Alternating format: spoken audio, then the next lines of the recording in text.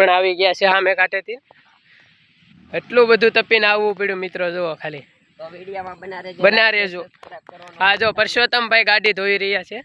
અમારો ડેમનો નજારો છે તમે જોઈ શકો છો હા ડેમનો નજારો મિત્રો કેવું છે મજા આવે તો પૂરો ડેમ દરવાજો એક ખુલ્લો છે પેલા ગાડી મોડિફાઈ કરી નાખી આપણે પછી પાછો વિડીયો આપણે બનાવશું